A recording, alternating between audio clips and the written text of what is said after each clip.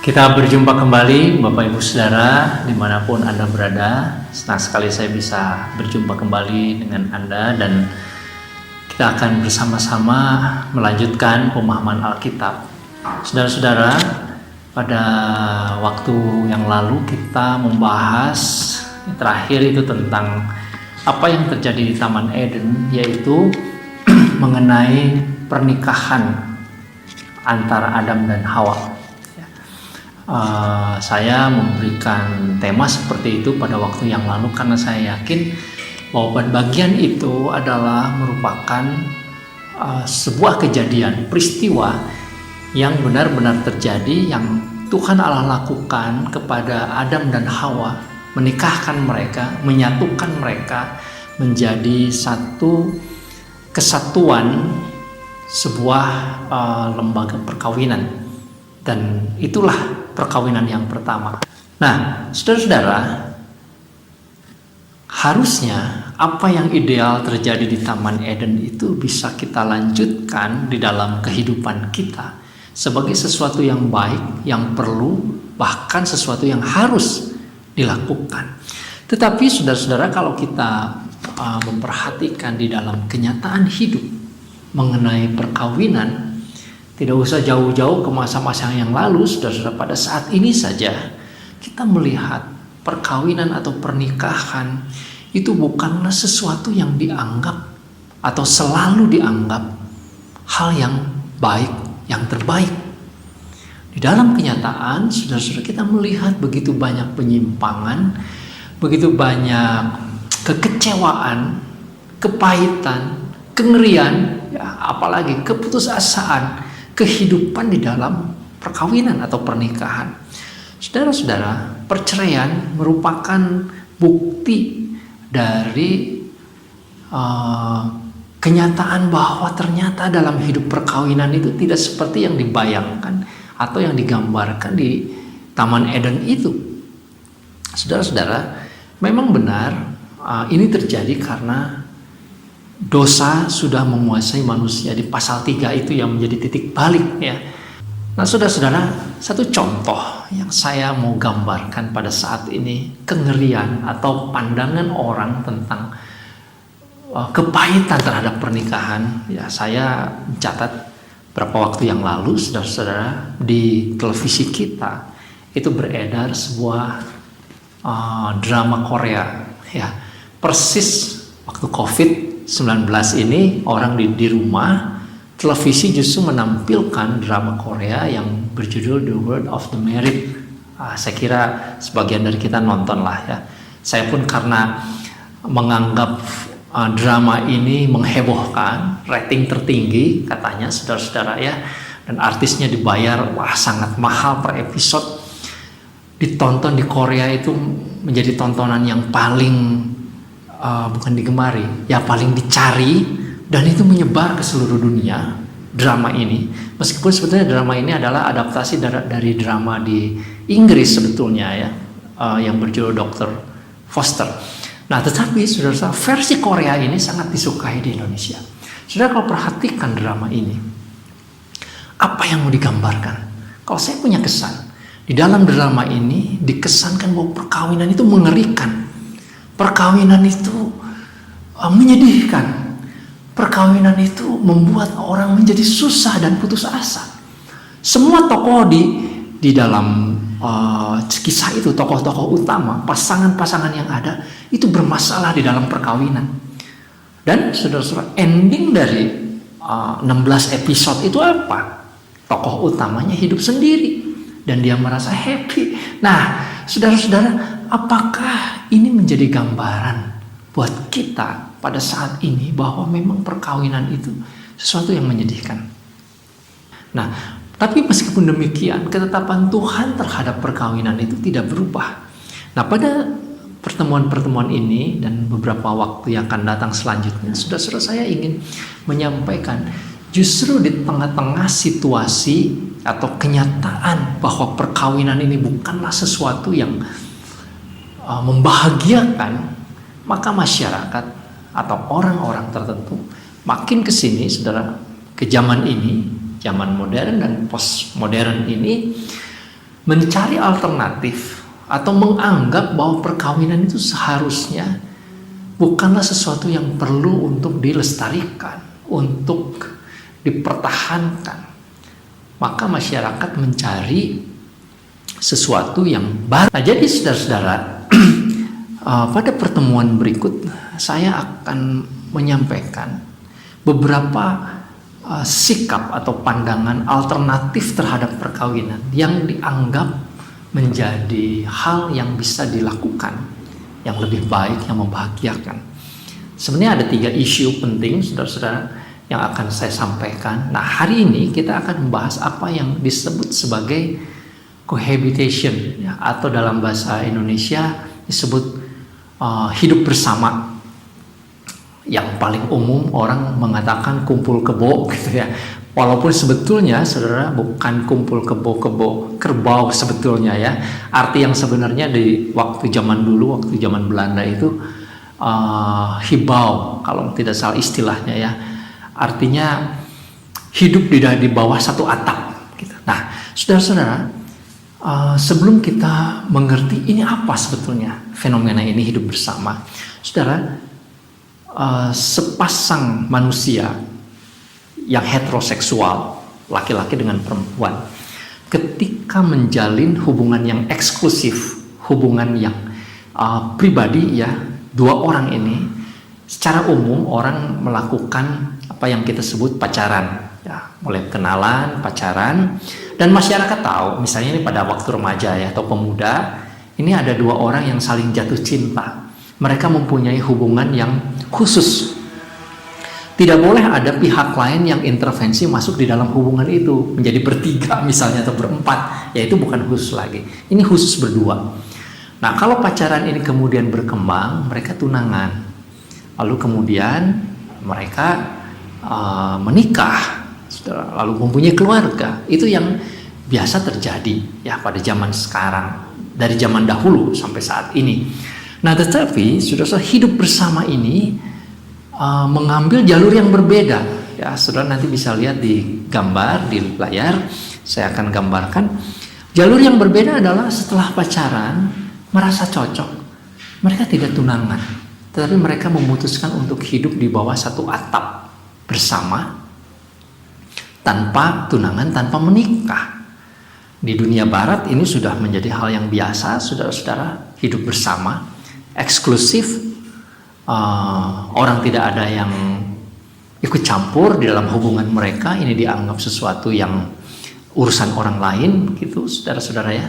Dan kalau hubungan ini bertahan cukup lama, lalu kemudian mereka meminta perlindungan kepada negara, yang sebetulnya di banyak negara tidak terlalu umum, tetapi di negara-negara tertentu cukup umum, yang disebut civil unions, yang kemudian sekarang jadi ramai, saudara, karena ada ungkapan dari Paus tentang same-sex civil unions itu ya. Nah, civil union ini apa? Civil union ini langkah berikut dari hidup bersama sebetulnya, ya, yaitu mereka mengatakan bahwa mereka mempunyai komitmen, tetapi tidak menikah. Tidak ada pemberkatan nikah di gereja kalau Kristen atau agama yang lain di dalam agamanya tidak ada. Ini urusan mereka berdua. Mereka komitmen akan hidup bersama sampai mati dan mereka meminta perlindungan hukum. Lalu nanti kalau waktunya punya anak, mereka menginginkan ada hak waris terhadap anaknya, ada hak-hak tertentu mirip-mirip pernikahan tetapi tidak menikah. Saudara-saudara, itu yang terjadi ya, semacam jalur yang lain. Nah, saudara, mengapa orang-orang mengambil sikap atau jalan ini? Saya mencatat, saudara-saudara, memang di dalam perjalanan hidup kita melihat bahwa pernikahan atau lembaga pernikahan itu dibentuk tidak selalu berjalan mulus ya. Pada saat ini karena materialisme, kemudian konsumerisme, kadangkala upacara perkawinan itu menjadi sesuatu yang mahal dan memberatkan, membebankan pasangan yang menikah. Apalagi di dunia barat, saudara-saudara, menikah kan urusan berdua, mereka belum punya uang, bagaimana mereka harus mengadakan pesta pernikahan ya. Jadi pesta pernikahan atau upacara pernikahan itu membebani secara finansial, sehingga mereka pikir sudah lebih baik hidup bersama saja gitu. Kemudian banyak juga orang yang berpikir toh menikah itu bukan soal surat selembar surat resmi dari pemerintah soal menikah. Menikah kan hakikatnya adalah hidup bersama-sama, cinta, ada cinta di sana, ada komitmen dan lain sebagainya gitu.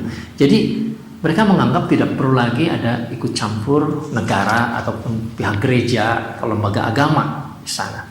Nah, lalu saya mencatat lagi, saudara-saudara, mungkin ada banyak orang yang trauma ya, melihat ibu bapaknya bercerai, melihat masyarakat banyak yang bercerai, melihat bahwa keluarga perkawinan atau pernikahan itu menjadi neraka di dalam dunia ini. Sudah selalu mereka pikir, buat apa menikah kalau begitu? Buat apa masuk di dalam lembaga pernikahan kalau pada akhirnya bercerai?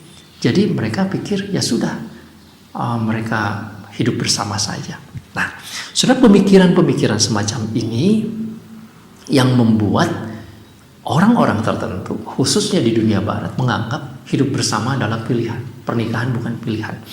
Jadi saudara-saudara, kalau kita melihat tren ini makin lama makin membesar, dan saya kira diam-diam di Indonesia pun ada banyak orang yang menjalani hidup demikian, maka saudara-saudara ini menjadi sesuatu yang betul-betul melawan atau bertentangan dengan ketetapan Allah soal perkawinan.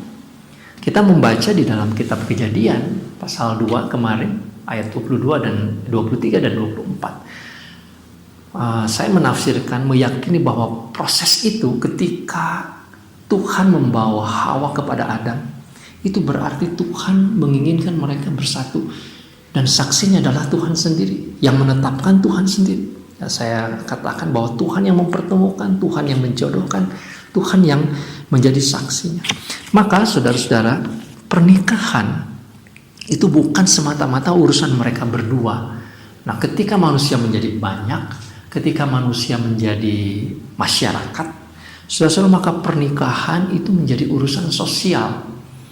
Ya, saudara masih ingat di ayat 24 itu dikatakan bahwa laki-laki akan meninggalkan orang tuanya dan hidup bersama dengan istrinya. Jadi saudara-saudara, pernikahan itu adalah kehidupan bersama secara sosial, karena laki-laki harus membawa istrinya dari rumah orang tuanya di dalam masyarakat. Dia juga harus pergi meninggalkan orang tuanya dan hidup di dalam masyarakat menjadi kelompok yang baru. Nah, tidak mungkin saudara-saudara ini adalah urusan pribadi. Ya, kalau mengambil anak orang lain itu menculik namanya, kalau nggak bilang-bilang saudara ya. Kalau si laki-laki pergi dari orang tuanya itu kabur berarti saudara.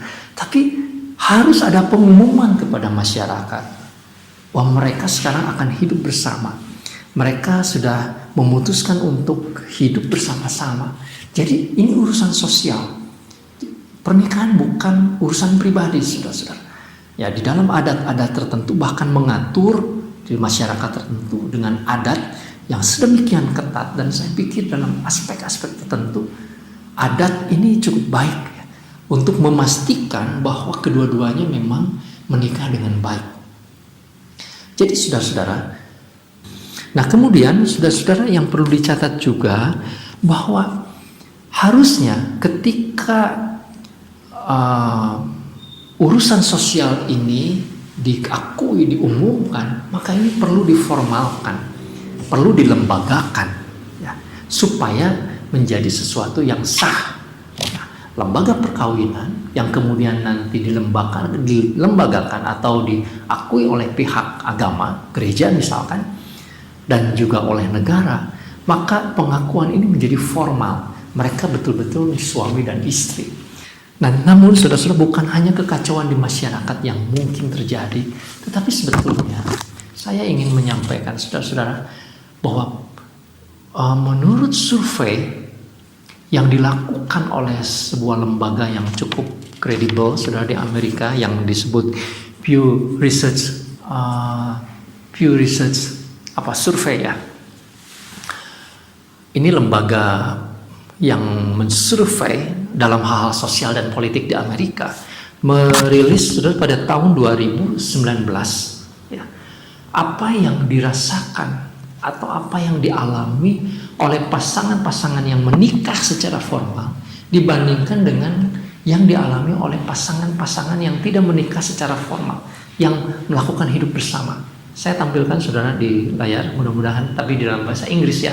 Saudara bisa perhatikan ada beberapa poin penting. Misalnya di dalam hal komitmen.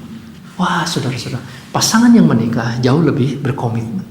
Di dalam hal mengungkapkan rasa cinta kasih, sukacita, kebahagiaan. Pasangan yang menikah lebih berbahagia, lebih bersukacita. Pasangan yang hidup bersama saja, saudara, justru mengalami persoalan-persoalan itu. Memang, saudara-saudara, kalau dalam hal kehidupan yang mudah ya, menjadi jalan pintas, ya tentu saja yang hidup bersama lebih cepat menyelesaikan persoalan, tidak ribet, tidak ada urusan dengan keluarga besar dan lain sebagainya memang. Tetapi di dalam hal-hal yang esensi, dalam hal membesarkan anak, di dalam hal membangun jati diri, sudah bisa lihat di dalam survei ini, sudah yang menikah lebih jelas. Nah, ada banyak faktor, saudara-saudara, dari survei ini yang menunjukkan bahwa secara umum Pew Research ini, saudara-saudara, menyatakan bahwa pasangan yang menikah itu jauh lebih baik di dalam membangun keluarga dibandingkan dengan mereka yang hanya hidup bersama saja. Ya, ini sebagai satu laporan atau satu pandangan di negara yang sudah biasa orang menganggap hidup bersama itu bukan legal ya, diperbolehkan ya, diakui atau hidup bersama itu dibiarkan. Nah, jadi sudah kita bisa belajar dari negara yang demikian liberal, katakanlah ya, semacam Amerika yang cukup bebas, mereka pun pada akhirnya mengakui bahwa sebaiknya atau jauh lebih baik sebuah pasangan itu menikah secara formal, hidup baik-baik, saudara-saudara, lalu kemudian menikmati cinta kasih dari Tuhan, menikmati sukacita berkat di dalam perkawinan, ya. Dan itulah kehidupan yang normal, itulah yang menjadi fondasi dari kehidupan bermasyarakat. Saudara-saudara, saya ingat ya beberapa perkataan dari beberapa presiden, saudara, presiden di Amerika yang mengatakan dengan tegas bahwa fondasi negara itu adalah keluarga. Keluarga yang bagaimana? Keluarga bukan dibangun di atas dasar hidup bersama, komitmen berdua, saudara, tetapi di atas kehidupan bersama yang dijalankan melalui lembaga perkawinan. Ya.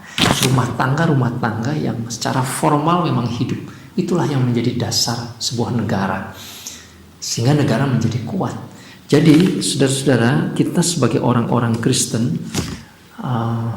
baik dari sisi Alkitab ataupun dari sisi sosial, kita meyakini bahwa pernikahan yang benar, pernikahan yang suci itu ada di dalam pengakuan sosial dan harus diteguhkan di dalam lembaga keagamaan di gereja kalau kita orang Kristen. Ya, saudara-saudara, tentu ini menjadi satu peringatan juga atau menjadi satu perhatian bagi gereja khususnya bagaimana mengelola bimbingan pranikah, bagaimana mengatur keluarga yang akan menikahkan anak-anak mereka, bagaimana memberikan perlindungan dan juga penyertaan kepada keluarga-keluarga yang baru menikah supaya pernikahannya tidak gagal. Itu yang pertama. Tetapi saudara-saudara, supaya juga pernikahannya itu tidak memberatkan, tidak seperti yang dikomplain oleh orang-orang tersebut ya. Upacara perkawinan menjadi sesuatu beban. Nah, jangan sampai itu terjadi. Ya, masing-masing keluarga tentu harus mengukur diri dan harus mengatur. Dan saya pikir gereja harus bijaksana dalam hal ini untuk memberikan wawasan kepada calon-calon keluarga yang baru supaya mereka tidak takut untuk menikah. Dan saya menyampaikan kepada saudara-saudara yang masih muda yang belum menikah, saudara kalau yakin sudah mendapatkan pasangan dari Tuhan, saudara sudah mendapatkan keyakinan bahwa Tuhan menginginkan saudara untuk menikah, menikahlah. Hidup ini susah, menikah tidak menikah, saudara. Percaya, saya sudah menikah, menjalani sama saja. Tidak menikah ada persoalannya, menikah ada persoalannya. Ya. Tetapi hidup di dalam pernikahan ada berkat khusus, ada sukacita, ada kebahagiaan khusus. Jadi jangan sampai para pemuda berpikir lalu kemudian mengambil keputusan untuk hidup bersama di luar perkawinan. Ini berbahaya. Ini bisa menghancurkan gereja, menghancurkan masyarakat. Kiranya Tuhan memberkati kita sekalian, saudara-saudara. Dan mari kita berdoa supaya gereja Tuhan yang terdiri dari umat Tuhan betul-betul bisa menjaga agar lembaga perkawinan ini justru menjadi sesuatu yang dianggap penting dan dijalankan dengan baik ya oleh masyarakatnya, oleh jemaatnya. Tuhan berkati kita sekalian. Mari kita berdoa. Bapa di surga, tolong kami supaya kami bisa mengerti lebih jauh bahwa seharusnya setiap orang yang dipanggil untuk menikah, untuk hidup bersama, hidup di dalam pernikahan yang formal, yang diakui secara sosial. Dan tolonglah gerejamu supaya gereja juga bisa mengambil bagian di dalam hal ini dengan baik, agar kehidupan perkawinan bisa berjalan dengan baik. Kami mohon berkat-Mu khususnya kepada pasangan-pasangan muda yang sudah memulai untuk menjalani kehidupan bersama, supaya mereka memutuskan dengan baik untuk hidup di dalam pernikahan. Mohon berkat-Mu ya Bapa, dalam nama Tuhan Yesus kami berdoa. Amin. Tuhan memberkati.